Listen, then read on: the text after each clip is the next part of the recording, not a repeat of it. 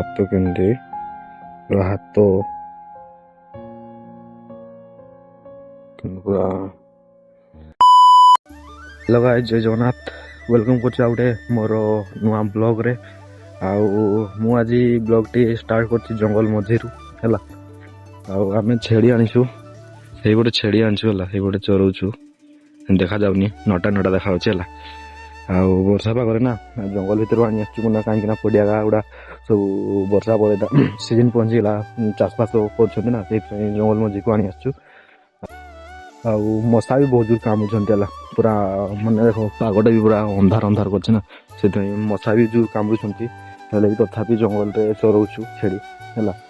ଆଉ ଜାଗା ନାହିଁ ଚରାଇତେ, କାହିଁକିନା ସବୁ ତ ଏଇନା ଚାଷ କଲେନି ନା, ସେଥିପାଇଁ ଜଙ୍ଗଲ ଭିତରେ ଏଇନା ଚରେଇବୁ।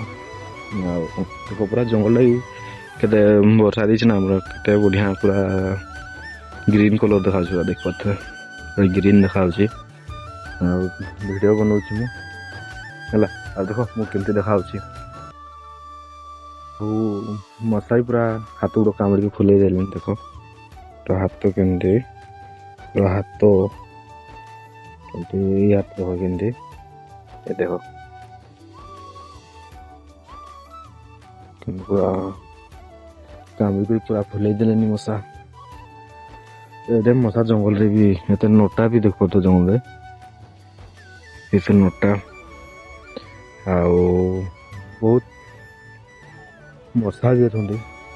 ନୋଟା ମାନେ ତ ମଶା ସେଇଠି ନା, ପୁରା କାମୁଡ଼ିକି ପୁରା ଫୁଲେଇ ଦେଉଛନ୍ତି ଗୋଡ଼ ହାତ ହେଲା।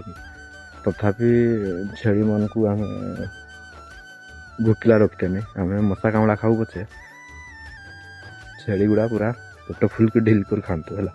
ଆଉ ଏପଟେ ଦେଖ କେତେ ଚାଷ କରିଛନ୍ତି। ଆଉ ଆପଣମାନେ ତମର ପଟେ ଏମିତି ଚାଷ କରନ୍ତି କହିବେ କମେଣ୍ଟରେ। ଆଉ ଆମ ଛେଳି ଗୁଡ଼ା କେମିତି ଚରୁଛନ୍ତି ଦେଖ। ଛେଳି ଗୁଡ଼ା ଖାଇବା ବ୍ୟସ୍ତ, ଆଉ ସେମାନଙ୍କୁ ମଶା କାମୁନାହାନ୍ତି, ଆମକୁ ଜୋର ମଶା କାମୁଛନ୍ତି। ଏଠି ଚରେଇ ସାରିକି ଆମେ ଘରକୁ ଆଣି ଆସିଲୁ। ଆଉ ଭିଡ଼ିଓଟି ଲମ୍ବା ହେଇଯିବ, ସେଇଥିପାଇଁ ମୁଁ ବେଶୀ କିଛି ଦେଖେଇଲି ନାହିଁ। ଆଉ ରହିଲି, ଜୟ ଜଗନ୍ନାଥ। ଦେଖା ହେବା ଗୋଟେ ନେକ୍ସଟ ବ୍ଲଗ୍ରେ।